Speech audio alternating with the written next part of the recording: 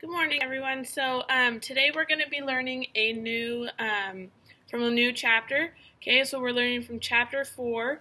Today we're going to be doing a lesson on lesson 1, estimate products of fractions. So make sure you put this into your table of contents. So estimate, the word estimate, we've talked about this before.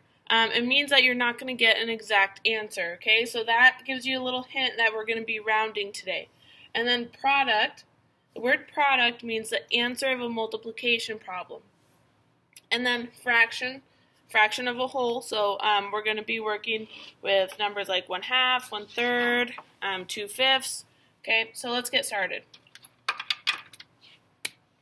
So first,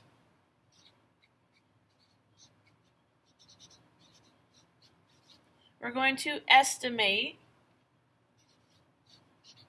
3/4 of 11. Okay, so again, we're multiplying. We want to get our products, but we're estimating those products. So we're going to be rounding. So when it says estimate 3/4 of 11, it means we're not going to get the exact answer. Okay, so estimate 3/4 of 11. We're going to be getting the fraction of a whole, okay? So I'm going to rewrite my problem here. 3/4 of 11. Now the chapter also talks about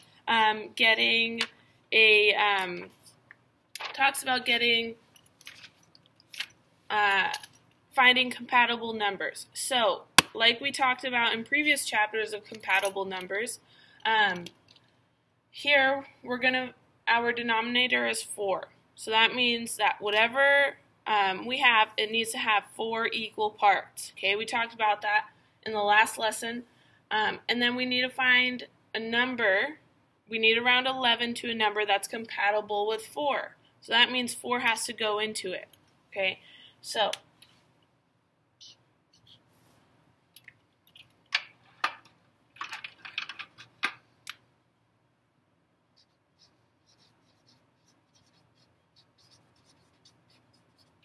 our denominator 4 really means 4 equal parts. Okay, and then we're going to find the closest multiple of 4 to 11. So that just means we're going to find a compatible number. So if I'm skip counting by 4s, so 4, 8, 12, 16, 20, I'm going to find the closest of those numbers when I'm skip counting to 11. So far, if I start counting again, so 4, 8, 12, well, it looks like 12 is the closest number. Okay, because 16 is too high, 8 is too low, 12 is the closest number. So I'm going to round 11 to 12 because that's a compatible number to 4.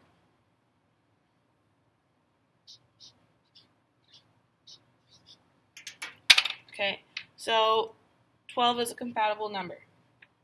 So now let me rewrite the problem. 3/4 of 12. Now, I'm going to draw a little diagram to help me understand what I need to do.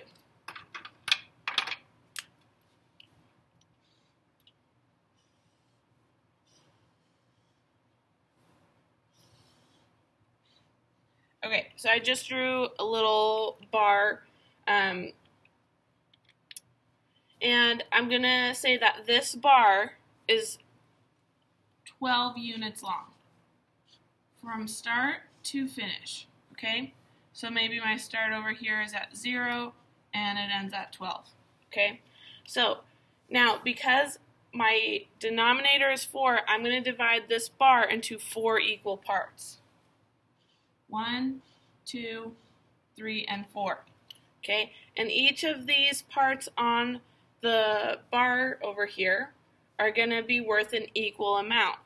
So I have 4 sections, and it adds up to 12. So I can do that in my head. It's the same as to find how much each part is worth. I just need to divide 12 divided by 4. 12 divided by 4 is 3. So I know that each of these are going to be equal to 3. Okay? And what I want is 3/4 of 12. So I need to find 3/4 of 12. Well, because this is already into 4 equal parts, if I just shade in 3 of these, okay, I found my answer. So this is 1, 2, 3, 3/4 of 12.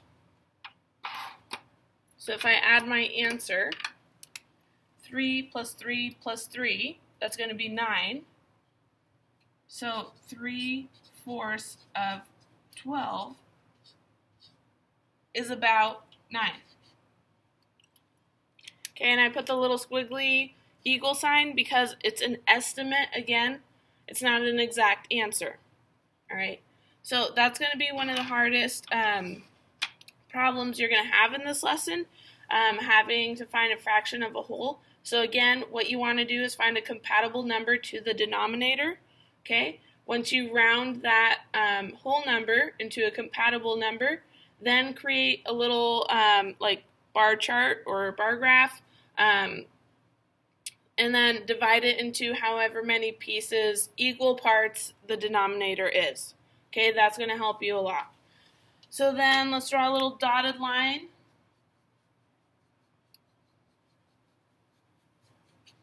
Okay, and let's try the next problem.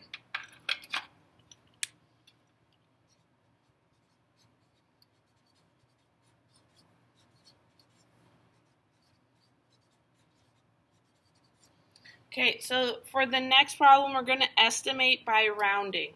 So let's do 1/3 times 7/9. And then this problem, we're going to be finding a fraction of a fraction. So in the above problem, we found a fraction of a whole. Here we're finding a fraction of a fraction. Okay, and again, we're estimating products, so that means we're multiplying, and we're not finding the exact answer, we're estimating. So we're going to round each fraction.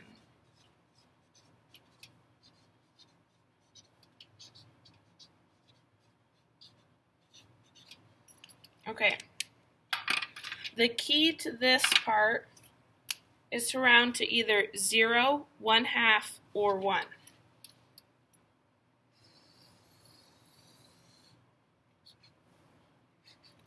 Okay, so I'm going to put 0 right here, and then my 1/2 will go right here.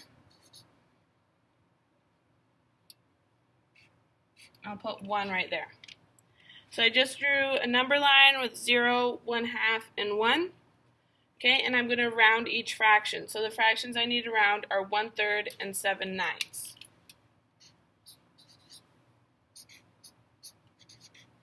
Okay, and to help me round either to 0, 1/2, or 1, because these are the only 3 numbers we're going to be rounding to, I'm going to plot these numbers on my number line, because that's going to help me see what I need to round them to. But maybe I'm a little unsure of where I should put 1/3. Maybe I need a little help. I don't know if it's more than 1/2 or less than 1/2. So I might draw a little pie chart, okay? I know there needs to be 3 equal parts. And I drew my 3 equal parts. So now I'm going to shade in how many slices it tells me to, and it says to only shade in 1. Okay, so I shaded in my 1/3. So does this look like it's more than 1/2 or less than 1/2? Well, if we covered up 1/2 of it, looks like it's less than 1/2. So I'm going to plot 1/3 maybe about right here. I'm going to say 1/3 is right here. Okay, now I can do the same with 7/9 because again I'm confused. I don't know where to plot it. Okay, so again, I'm drawing a circle.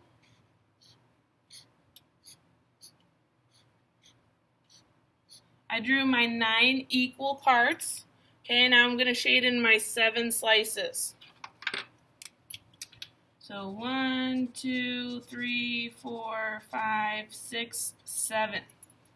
Okay, so that looks like it's more than one half, because if I covered it up, I still have some shaded parts over here, so I know that it's going to be beyond 1/2, and it's not quite all filled in, so I know that's less than 1, but a lot of it is shaded in, so I'm going to put it maybe right here. Okay, so 7/9 is right here. So now I just have to determine what I should round my fractions to, and I've plotted them on the number line, so this is going to help me a lot. So 1/3 looks like it's closest to 1/2. Okay, so I'm going to round this 1/3 to 1/2. and put my squigglies to say it's about 1/2. And 7/9 looks like it's closer to 1. Okay, it's not closer to 1/2, it's closer to 1. So I'm going to round 7/9 to about 1. Okay, now I'm multiplying 1/2 times 1.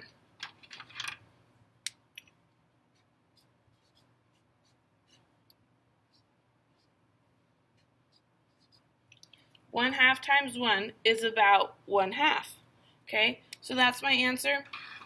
That's how you find a fraction of a fraction. You just have to round each fraction either to 0, 1/2, or 1. Okay, let's do the very last example here. Alright, so I'm going to draw a dotted line.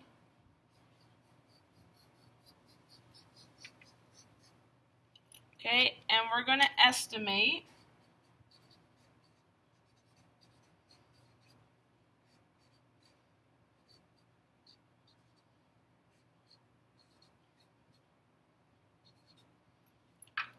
Okay, so I'm going to be estimating 14/7/8 times 6 1/8. Alright, so these are mixed numbers. Okay, so now we are multiplying a mixed number times a mixed number. Okay, and we're going to round to the nearest whole number. Okay, so again, I'm going to rewrite what I have, 14/7/8 times 6 1/8. Okay, so it tells me to round to the nearest whole number. Okay, so that means I'm not rounding to 0, 1/2, or 1. I'm rounding to the nearest whole number. So in this case, I can either round 14/7/8 down or up. Okay, so I can either round it to 14 or 15.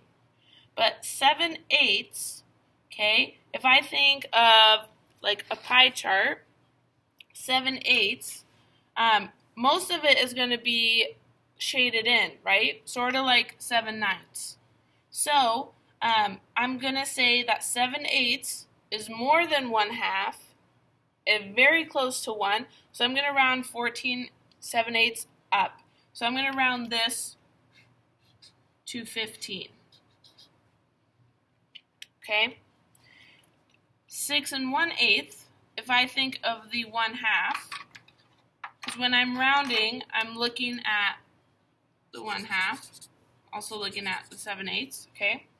So 1/8, if you made a little pie chart or circle, you're only going to have one of the 8 slices shaded in. So that tells me there's not much, it's not more than 1/2, it's not very much shaded in. So I'm going to round it down. I'm going to round it down to 6. So now I'm going to multiply 15 times 6. And that makes it a lot easier. I'm going to get about 90. Okay, so in this lesson today, we've talked about 3 different types of problems. Fraction of a whole, which means we multiplied 3/4 of 11. Okay, so if you have problems like this, make sure you're looking at this example. We also multiplied fraction of a fraction, which looks something like this, so 1/3 times 7/9. So make sure you're rounding each fraction either to 0, 1/2, or 1 when you get these problems in your workbook. And then we also multiplied mixed number times a mixed number. Looks like this. Okay, we need to round to the nearest whole number. So if you get something like that on the practice problems, just make sure you're looking at the correct example. All right.